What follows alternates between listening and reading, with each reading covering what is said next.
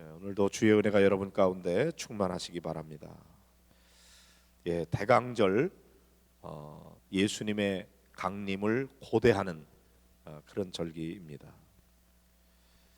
세상에 많은 사람들은 예수님의 오심에 대해서 무관심합니다. 예수님이 오시든지 말든지 그 관심이 없어요. 성탄절의 주인공은 예수님인데 주인공에 대한 관심 없이 자기들끼리만 흥청망청 즐거워하는 그런 절기로 지키는 것이죠. 그래서 예수님의 오심에 무관심한 사람들이 있고요. 또 어떤 사람은 예수님이 오시는 것이 불편한 사람이 있습니다. 예수님 오시지 않았으면 좋겠다. 아마 그런 사람도 많이 있을 거예요. 여러분, 제가 여러분 집에 잠깐 신방 가는 거는 참 좋은데 방 하나 달라 그래가지고 그 집에서 제가 살겠다 그러면 여러분은 불편하지 않으시겠습니까? 아니, 목사님 왜 이러십니까? 빨리 가셔야지. 이제 1시간 예배드리고 그리고 이제 간식 먹고 그랬으면 가셔야지. 여기서 살면 어떡합니까? 불편하죠. 내 생활을 다 들통난다는 게 불편하죠. 부부 사이에 대화 나누는데도 끼어들면 불편하겠죠. 예수님 요거는 보지 마세요. 잠깐 눈 감으세요. 우리끼리 그냥 대판할 테니까. 그럴 때도 불편할 겁니다. 예수님이 우리 가운데 오신다는 게 그렇게 모두에게 환영받고 편한 거는 아닐 겁니다. 왜? 우리는 예수님의 눈에 어긋나는 삶을 많이 살거든요. 그런데 예수님이 거기 계시면, 예수님보다도 담임 목사가 여러분 집에 있으면 여러분 자유롭게 부부싸움 못 하잖아요. 왜? 제 눈치를 보니까요. 그런데 예수님 눈치는 왜 안 보죠? 예수님 눈에 안 보이니까. 예수님 계시든지 말든지 그냥 자기 하고 싶은 대로 사는 거예요. 그런데 진짜 믿음의 삶은 뭐죠? 예수님이 내 안에 계시고 우리 집안의 주인이 되시는 거죠. 그러니까 매 순간마다 예수님 눈치를 봐야죠. 이거 예수님이 이런 거는 싫어하시니까 하지 말아야 되겠구나. 죄 지으려는 유혹이 있다가도 이건 예수님 앞에 매맞는 일인데 이렇게 하면 안 되지. 그렇게 생각하고 절제할 수 있다면 그 사람의 마음의 중심에 예수님이 계시는 거예요. 그런데 죄 지으려고 그러는데도 전혀 예수님이 불편하지 않고 거침없이 죄를 지을 수 있다면 예수님이 안 계시는 거죠. 그런 면에서 우리가 예수님은 지금 어디 계신가? 내 안에 계신가? 예수님이 내 마음의 중심에 계시는가? 저 구석진 데가 있는가? 내가 예수님 신경을 얼마나 쓰나? 예수님을 내가 어떻게 예우해 드리나? 그분이 내 마음의 왕이신지, 내가 부려먹는 종인지, 마치 알라딘의 요술 램프처럼 문지르면 지니가 나타나면 야, 물 좀 떠와라, 뭐 좀 가져와라 그러면 예 알았습니다 주인님, 그리고 막 시켜 먹죠. 우리가 혹시나 예수님을 그렇게 내가 시켜 먹는 지니처럼 부려먹으려고 하지는 않는가? 태도는 그렇지 않습니다. 예수님 저에게 돈이 필요합니다. 예수님 우리 아이가 대학에 들어가야 됩니다. 예수님 우리가 취업을 해야 됩니다. 이렇게 예수님 앞에 부탁을 하지만 사실은 내 마음에 드는 대로 내가 시키는 대로 잘 들어주면 내가 섬겨주지만 내가 원하는 대로 안 해주면 그런 예수님 필요 없어. 그리고 버리는 그런 지니처럼 대우받고 있지는 않은가? 제가 조금 극단적이지만 여러분 한번 진짜 내가 예수님을 어떻게 대하는지, 예수님이 정말 왕인지, 그분이 싫어하는 일을 할 때 나에게 두려움이 있는지, 아니면 그 눈치 안 보고 그냥 내 마음대로 하는지, 그럼 예수님 안 계시는 거고, 예수님이 계신다 그래도 별로 불편하지 않으면 그럼 내가 예수님 대우 안 해드리는 거죠. 그런데 예수님 때문에 내가 하고 싶은 말도 못하고 내가 화가 나지만 예수님 때문에 내가 참아야 되고 내가 하기 싫지만 예수님 때문에 그렇게 해야 되고, 그러면 예수님이 왕이죠. 예수님이 오신다고 그럴 때 우리는 그 예수님의 오심이 기다려지고 그분의 오심을 환영하고 확 사모하고 기다리고 그러는가? 성탄절이 다가오는데도 예수님에 대한 아무런 관심이 없는지, 예수님 오시면 안 돼요, 불편해, 오지 마세요.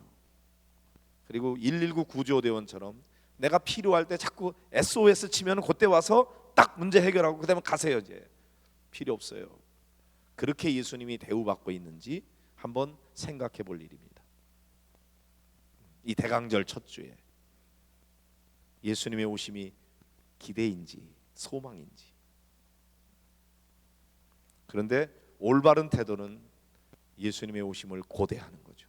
기대하면서, 사모하면서. 그리고 예수님의 오심이라고 하는 것은 어떤 면에서는 진리에 대한 목마름이죠. 내가 얼마만큼 진리 가운데 살기를 원하는지, 정의롭게 살기를 원하는지.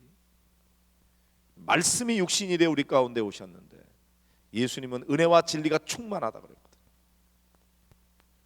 예수님의 오심을 기다린다는 것은 내가 진리 가운데 살기를 얼마나 목말라 하는가, 얼마나 간절하게 정말 예수님의 뜻대로 살아가려고 하는가, 거기에 대한 목마름이 있는가. 나 이렇게 살면 안 돼.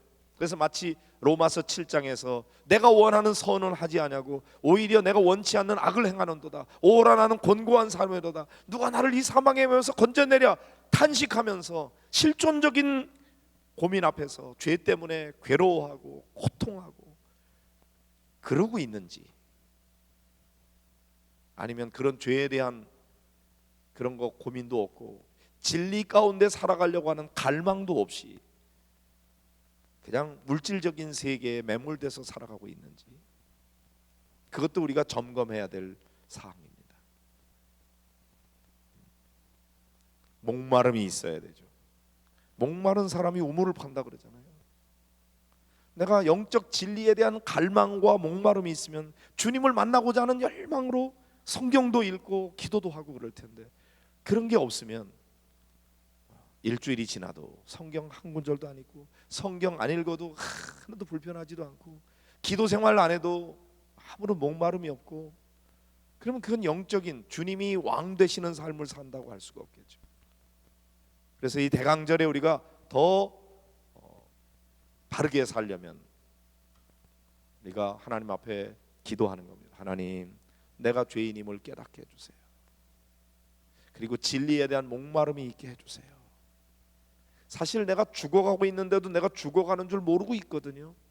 그걸 깨달아야 돼요. 통증이 있어야 돼. 암세포가 있으면 그게 아파야 돼. 그래서 빨리 병원에 가서 진단을 받고 그리고 수술을 받아서 그걸 도려내야지. 그런데 안 아픈 걸요. 병원도 안 가고 수술을 받으려다 너 그러면 죽는다. 그런데도 뭐 설마 죽겠어. 안 아픈데 뭐. 근데 암세포는 점점 커지고 있거든. 그럼 어떻게 돼요? 빨리 깨달아야죠. 내 병에 대해서. 그런 것처럼 우리의 죄된 모습도 우리가 자꾸 회개하지 않는 이유는 내가 죄를 모르는 거예요. 그래서 회개하지 않는 거예요. 예전에 사극 같은 거 보면은 내 죄를 내가 알렸다. 이실직고 하라. 그때 죄를 고백해야 돼요. 그럼 혹시 살 길이 있을지 몰라요. 근데 끝까지 안 했다 그러고 발버둥 치고 그게 뭐가 죄냐 이렇게 하면은 돌이킬 수 없죠. 그래서 죄의 문제를 해결하는 가장 중요한 비결은 빨리 죄를 인정하고 자복하고 회개하는 것입니다. 그 길 외에 다른 길이 없죠. 그냥 용서해주면 그 죄를 계속 범할 테니까요. 그거를 죄를 인정하고 눈물로 통곡하며 자복하고 회개할 때 끊어버릴 수 있는 가능성이 있고 변화받을 수가 있는 거거든요. 그러니까 회개가 중요한데 제일 어려운 거가 회개예요. 왜냐하면 제일 안 되는 게 죄를 깨닫는 거거든요. 내 죄를 깨닫는 게 어려워요. 남의 죄는 잘 보여. 저 사람 저러면 안 되는데 잘 보여요. 근데 나에 대해서는 내가 이러면 안 되는데 하는 거를 잘 몰라요. 그리고 안 되는데 그러다가도 그냥 훅 지나가 버려요. 자꾸 키워요. 그래서 우리가 주님을 맞이하도록 죄에 대한 회개에 이르도록 성령님 제 안에 오셔서 저를 비추어 주세요. 나의 실체를, 진면목을 제대로 알 수 있도록 해주세요. 나에게 뭐가 문제인지를 알게 해주세요. 여러분, 회개는 예수 믿기 전에 한 번 하는 걸로 끝나는 게 아닙니다. 예수 믿고 믿음으로 살면서도 자꾸만 죄가 있거든요. 깨달을 때마다 또 회개하고 또 회개하고 또 회개해야 되거든요. 그리고 용서받은 기쁨 가지고 살아가야 되거든요.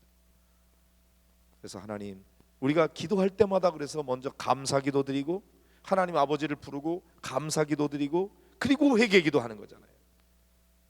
기도할 때마다 회개해야 돼요. 왜요? 우리는 계속 죄를 지으니까요. 그 다음에 복음에 대한 믿음이죠. 주 예수 그리스도를 믿을 때 주께서 우리의 죄를 용서해 주시고 우리를 정결케 해주신다는 믿음이에요. 그래서 용서받은 기쁨을 가지고 자유롭게 살아가야 돼요. 늘 죄에 매서 살면 안 돼요. 우리의 죄가 아무리 깊어도 주의 보혈의 능력은 죄를 용서하지 못할 죄가 없기 때문에 주님께서 내 죄를 용서해 주셨다는 사실을 믿고 용서받은 기쁨 가지고 그 다음에 살아가야 되는 거고, 그래서 죄를 회개하고 그리고 죄 씻음을 받은 징표로 세례를 받는 거죠. 물 세례. 그런데 주님은 어떤 분이라고 했어요? 성령으로 세례를 주시는 분이라고 그랬어요.